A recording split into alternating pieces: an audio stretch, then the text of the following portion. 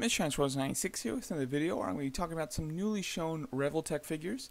At Wonder Festival 2017, Revoltech does have a booth on display, and they're showing two completely new figures, which is very exciting. In this video, I'm just going to be talking about Magneto. I will be making a separate video, though, talking about Captain America. So starting off with Magneto here, this is very exciting. I love Revoltech, just so you know where I kind of stand on the company. I really do enjoy Revoltech. They really sold me with their Ultron Prime, and since then, I've been, collecting them pretty substantially. I do pick up almost all of their releases. Spider-Gwen was the only one that I did skip. However, I did pick up Deadpool, Spider-Man, Venom. I have this Wolverine on pre-order, and now with these new figures, I do plan to get some, if not both of these.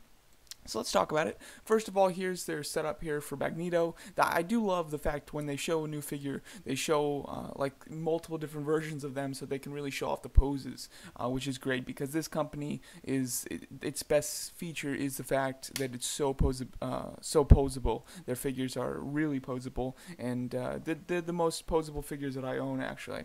So I do really much enjoy that. They do have very stylized looks as well. Now this is the only picture that we have of the prototype one, the unpainted one. I can't find a better picture of this. I don't know why nobody's like taking a close-up picture of it, but just so that we can talk about it here, I think it looks very cool. He's punching the floor, and it really shows off the cape. I think both of these other ones, the cape looks alright. However, with the unpainted one, the cape looks fantastic. I love the way that it's flowing up. I'll be very interested to see the articulation on that cape, considering this is their first comic figure with a cape, so it's kind of new territory if you're collecting their Marvel comic series. But overall, I think it does look very nice. I think that it probably has two ball hinges that go into the back, and then from what I can see, it has two ball hinges in the middle of each of these sections that go out. So I'll be interested. That could be a pain to pose, but I think that if you pose it correctly, it can look fantastic like this, because that truly looks amazing. Then there's this one that has a more angry, scowling face sculpt on, which I think looks very cool. And as you can see, he does have some magnetic accessories. This is the one place that I think that this figure does kind of fall short. I think that the magnetic accessories are kind of bland. I would have liked them to be something a little more extreme than that. And I think that like some wiring or just some like little swoosh effects that could be wrapped around his arms with like pieces of metal at the end, or just hands that specifically had like clear plastic on them that had like pieces of metal at the end, things like that, where it could really look like he was manipulating metal, would have been really cool, and I think would have really benefited the figure. I'm glad that he comes with something. However, I do think that it is kind of weak, but as you can see, you can pose him with Wolverine, which is set to come out in September, and do some really cool poses, especially since both of them have such expressive head sculpts. I think that looks wonderful. Then they do just have another kind of plain one on display, where it's just a more standard Magneto, pose. He's got the just regular face on. He's not quite yelling or anything, and he's just standing there with his hand up, in kind of like a power pose almost. Then you can see that he does come with an air clencher head sculpt too, if you didn't want the helmet on, which I think is quite nice. The head sculpt looks pretty decent, nothing fantastic, but it does look nice. It's nice that it's included. I do kind of prefer the angry face sculpt though. Here's the somewhat more neutral version of Magneto on display, looking pretty nice.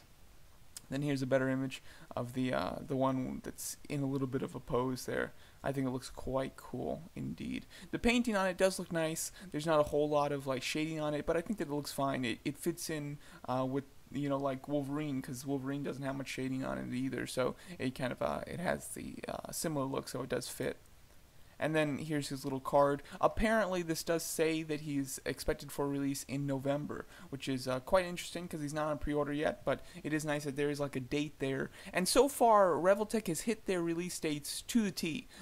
Every single one that I've pre-ordered has come out on schedule, not a day late, and really not early either. So they seem to just hit their mark each time. So I would definitely expect this to be released in November, and therefore I think it probably is going to go on pre-order pretty soon. Whether I plan to get this or not, I do plan to get it. I think that character-wise, I'm a big Marvel villains fan, so he obviously hits the mark there. I don't think that he is the best character to be made into Revoltech, simply because I love Revoltech for their articulation, and Magneto, he's you can put him in some cool like stances, but most of the time he just has to have his like hands up, and then the action is really happening from whatever he's manipulating. So I don't feel like a fantastic amount of articulation is really needed for the Magneto character. However, just the character himself I do very much like, so I am excited to see him in this series. I hope that he isn't really more expensive than any regular figure.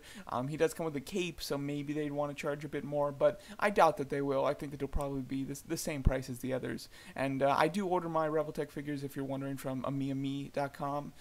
That's AMI.com. They're a pretty good site, and they always, you get your figures pretty early too that way. And with shipping, Revoltech figures cost me about $64. So you know, they're a bit expensive, but certainly not too bad. They're cheaper than Figure Arts and Mafex, and I do enjoy them more than those two companies as well. So I'm very excited about this Magneto figure, and I think that just simply being able to pose him with Wolverine as the classic iconic hero versus the classic iconic villain is very cool. I think that the two of them are going to be wonderful together.